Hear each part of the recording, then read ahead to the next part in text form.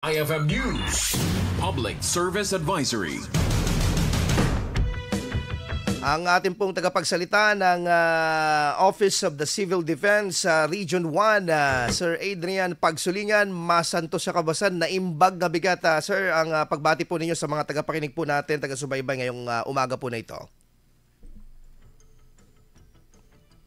Go ahead, sir. Good morning po sa lahat po, lalong-lalo na sa mga tagapakinig at taga-subaybay po natin dito sa IFM News Dagupan po. Good morning po sa ating lahat. Apo. Sir, unahin na po natin po yung mga nagdaang bagyo po dito, si Bagyong Christine, and then here comes Leon, at ito naman si Marce. Pero itong dalawa muna po na nauna, meron na po ba tayong mga final assessment or so far, meron na po ba tayong mga data sa total damages at mga apektado po ng mga individual po dito po sa ating pong Rehiyon 1? Yes sir, as of now po, ang latest po natin, base po sa ating pong latest na situational report sir, sa affected po na population po sa buong Region 1 po, umabot po ng 149,000 po na pamilya. Yung naapektuhan po, katumbas po nito yung humigit kumulang 559 po na individual na naapektuhan po dahil nga po kay Bagyong Christine sa mga probinsya ng Ilocos Norte, Ilocos Sur, La Union, Pangasinan at sa city po ng Dagupan.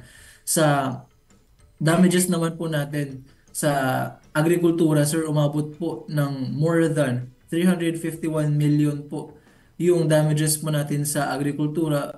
Kabilang po dito yung damages po natin sa crops po natin gaya po ng rice and sa corn po. Dagdag din po dito yung sa poultry po natin and livestock po na naapektuhan po or mga damages po natin on the sector po ng agrikultura. Sa infrastruktura naman po, umabot po ng more than 150 million po yung damages po natin sa infrastructure, kabilang po dito mga roads, mga bridges po, and mga flood control projects po ang nasalanta or mga damages po natin to infrastructure, sir. Ito po si Bagyong Christine po ito, sir, no? Or both na po ito? Sa report po na ito, sir, combined po ang effects, parang dun sa reporting po kasi natin dito sa R-Dream C and sa L-Dream C po, naging combined po yung effects po ni Bagyong Christine and ni Leon. So yung mga nabanggit ko pong mga affected population, damages to agri, and then damages to infrastructure, sir, parang combined po na mga damages or effects po ni Bagyong Christine at Leon, sir. Apo. So ongoing pa po yung pong mga tulong ng gobyerno as far as the Office of the Civil Defense is concerned, at yung information po na nakarating po sa inyo, ongoing pa po yung mga assessment yung pong tulong na ibinibigay po ng ating pong gobyerno sa mga nasalanta po itong dalawang bagyo na ito. Yes sir, patuloy pa rin po yung pagbibigay ng tulong po ng ating mga R-Dream C1 member agencies po sa mga apektadong populasyon po. Dulot nga po nung kay Bagyong Christine at Leon. Yung mga interventions na po na binibigay po ng R-Dream C1 member agencies po ay sa kanilang pag-recover na po from yung mga nakarang pong Bagyong Christine at Leon, sir. Apo. To dissect po yung data na binigay po niyo, Sir Adrian, masasabi ba natin dito na ano po ba yung pinaka-top na probinsya na talagang nakaranas po ng malaking damages po? Sa damages po, sir, ang may pinakamataas po or base po sa atin nga pong latest po na situational report, sir, sa Bagyong Christine at Leon, sir, dyan po sa probinsya ng Pangasinan, na umabot po sa agrikultura, sir, umabot po ng humigit kumulang 276 million po yung damages po natin sa agrikultura dyan po sa probinsya ng Pangasinan. Sa damages naman po natin sa infrastructure, umabot po ng humigit kumulang 110.8 million po yung damages po natin to infrastructure, sir, dyan sa probinsya ng Pangasinan. In terms of the affected individual po, go with the specific number po ng per area natin dito sa Region 1. Yes sir, in terms naman po sa affected population natin, sir, ang may pinakamataas po na naitala po natin na naging apektado po dahil nga po kayo sa mga Bagyong Christine at Leon, sir, dyan po ulit sa probinsya ng Pangasinan, na umabot po ng more than 335,000 po na individual yung apektadong populasyon. Sa Ilocos Norte po umabot po ng 28,000 yung Mhm. mga apektadong individual. Sa Ilocos Sur naman po ay more than 9,800 po yung mga naging apektadong populasyon. Samantalang sa probinsya naman po ng La Union, umabot po ng 38,700 po yung mga naging apektadong populasyon. And dyan po sa Dagupan, sir, umabot po ng humigit kumulang 147,000 po Mhm. na individual yung apektado po dahil nga po kay Bagyong Christine at Leon. Yes po. So far kasi ang aming parang alam na nagdeklara ng state of calamity is Dagupan City. Meron pa po bang mga sa data po ninyo may mga province-wide or may mga specific area po sa Region 1 na ang nakadeklara po ng state of calamity po dahil po sa nagdaang bagyo? Yes sir, base po sa atin pong reporting po, may mga munisipalidad po. Diyan po sa Pangasinan yung nagdeklara ng kanilang state of calamity. Bukod po sa Dagupan City ay sa may munisipalidad po ng Anda Mhm. at sa may area po ng for our answer, i-check ko lang po para Apo. sure po yung data natin na binabanggit dun sa Mhm. declaration po natin Oo, ng kasi state of calamity, sir. may mga may mga areas kasi na affected yung kanilang mga primary utilities like for example yung supply ng kuryente, supply ng tubig. Dyan po sa may western part, like particularly yung nabanggit nyo po is Anda. Tapos yung isang hardly hit dyan is Bani eh. Ewan ko kung may declaration po ng ano. Yes, sir. Bukod po kay Anda sa dyan po sa Pangasinan, ay Bani po yung Ah. nag-declare ng Mhm. state of calamity. So yung tatlong areas po na aking nabanggit, so Dagupan, Bani at Anda, Pangasinan Mhm. po yung mga na-report po na nag-declare po ng state of calamity. Mahalaga rin to Sir Adrian kasi yung mga mag-calamity loan. Kasi kailangan nila yan eh. Kailangan nila yung data na yan eh. Pero anyway, dito nga nakausap natin din ang Pag-ibig na rin parang they entertaining calamity loans na bilang tulong din ng gobyerno hanggang January dito sa Dagupan City. Anyway, aside from this sa Pangasinan po, ilan po ang mga nagdeklara po ng state of calamity in total number po sa Region 1? Itong tatlo lang po ba or may mga ilan po? Base po sa atin pong latest po na situation report, sir, yung tatlong areas lang po Oo. yung mga nag-declare po ng state of calamity dahil nga po kay Bagyong Christine at Leon, sir. Opo. Okay, sir, mapunta naman tayo dito sa latest na binabantayan po ng DOST Pag-asa at ng mga ahensya katulad po ninyo, Office of the Civil Defense. Ito pong si Bagyong Marce. Ano na po ba ang pinaka-latest po dito base po sa data na inilabas po ng Pag-asa ngayon? Yes, sir. Bali, kaninang alas 5 po yung latest po na Tropical Cyclone Bulletin po na inilabas ng DOST Pag-asa. Mhm. Ang probinsya po ng Ilocos Norte ay nakataas na po ang Tropical Cyclone Warning Signal number 3. Samantalang sa probinsya naman po ng Ilocos Sur at sa northern portion po ng La Union, specifically po sa may Sudipen, Bangar, Balawan, Luna at Santol po ay nakataas po ang Tropical Cyclone Warning Signal number 2. Samantalang Signal number 1 naman po sa natitirang bahagi ng La Union at dyan po sa probinsya ng Pangasinan. Mhm. May mga nakataas na din po ang gale warning advisory po sa mga seaboards po natin dito sa Northern Luzon, kaya pinapayuhan po natin or pinapaalalahanan po natin ang ating mga kababayang mangingisda po na huwag po munang pumalaot po dahil sa banta ng malakas po na alon gani din po ng malakas po na bugso ng hangin. Sir, for information din sir, Mhm. Opo. nakataas din po ang storm surge warning advisory po sa mga coastal areas po natin Mhm. sa probinsya ng Ilocos Norte, Ilocos Sur at La Union po. Kaya pinag-iingat po natin ang ating mga kababayan na nasa or malapit sa mga coastal areas po natin na maging mapagmatsyag po sa banta nga po ng storm surge. Opo. So ito yung parang katulad ng mga nagdaang bagyo Sir Adrian na talagang humahakot ng tubig from dagat papunta sa mainland natin, no?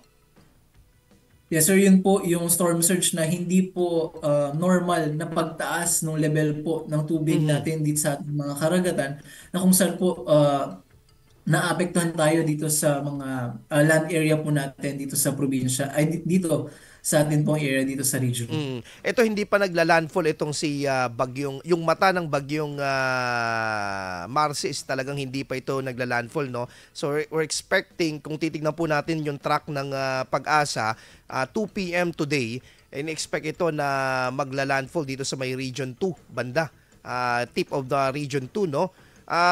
Inaasahan po ba natin po na mas paigtingin natin yung pagmomonitor at paghahanda, Sir Adrian? I'm sure may marami tayong learnings from the two previous bagyo, si Leon at saka si Christina. Ito ilalapit pa po as of, sa monitoring bukas ng umaga, lalapit pa ito sa portion po ng Northern Luzon. So ano pong mga paghahanda po ang ginagawa po natin po ngayon? Do alam ko lagi kayong handa sa OCD at ang ating pong mga ilang ahensya ng gobyerno katulad po ng NDRRMC, mga DSWD. Pero ano pa po yung mga pinaghahandaan po natin po ngayon po para hindi maulit kung sakali man na meron tayong konting pagkukulang man kung meron man sa mga nagdaang bagyo?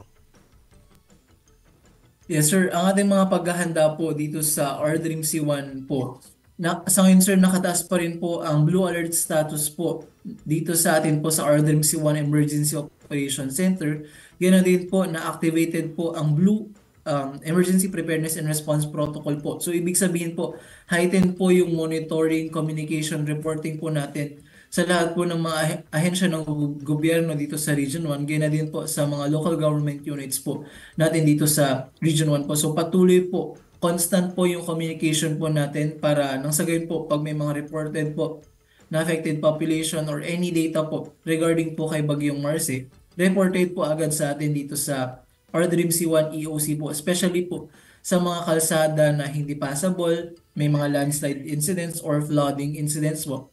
Patuloy po or constant yung communication po natin. Sa ating mga member agencies naman po, dito sa Ordrim C1, handa po on standby and may mga prepositioning activities na din po ang ating mga member agencies po para mas mapadali na maipabot po yung tulong ng ating mga line agencies po. And then, yun po, paalala po natin sa ating mga kababayan, dahil nga po naging effective yung panawagan po natin sa pagkandak ng preemptive evacuation sa mga nagdaang mga bagyo po, patuloy po yung pagpapaalala po natin sa ating mga kababayan na kung magkandak po ng preemptive evacuation or any evacuation efforts po, ang ating mga local government units po, sana po tayo ay sumunod para din po ito sa ating kaligtasan, sir. Okay, sir. Yung pong mga po natin po, pwedeng maipamahagi sa ating pong mga kababayan, mga pag ganito mga panahon po, sapat pa po ba? Dahil may mga nagdaang bagyo na po tayo. Sapat pa po ba yung pwede po natin pong maibigay na ito man ay food and non-food items po na pwedeng maitulong sa ating mga kababayan?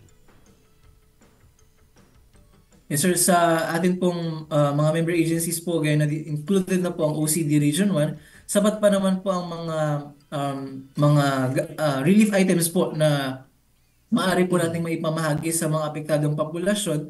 And kung hindi man po sapat po, ay constant naman po yung communication ng ating mga opisina po sa ating mga national or mga central offices po na kung saan po kung may mga hindi na sapat or may mga pagkukulang na po sa mga items na ito, agad naman pong binibigay ng ating mga central offices po yung mga pangangailangan po natin dito sa region nang sa gayon po may sapat na maibigay po sa ating mga kababayan dito sa Ilocos Region. Okay po. So, so far, sir, may mga monitoring na po ba kayo na nararamdaman na ang hangin, pagbugso ng ulan sa ilang parte po ng Region 1, lalo na po dyan sa may northern tip ng Ilocos Norte?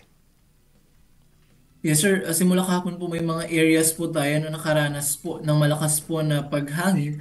However sir, sa ulan po, may mga mangilan-ilan lang po na nakaranas po ng light rains po. So, pinapayuhan po natin ang ating mga kababayan na mag-ingat po kasi doon sa forecast po, maaari po tayong makaranas po ng intense to torrential rains po sa may probinsya ng Ilocos Norte. Sa mga probinsya naman po ng Ilocos Sur at La Union, gana din po sa Pangasinan, maaari tayong makaranas po ng moderate to at times heavy rains po. Kaya yun po yung payo po natin sa ating mga kababayan. Yes, dapat maintindihan po ng mga kababayan natin na habang ang mata ng bagyo ay nasa dagat, umiipon pa ito ng lakas.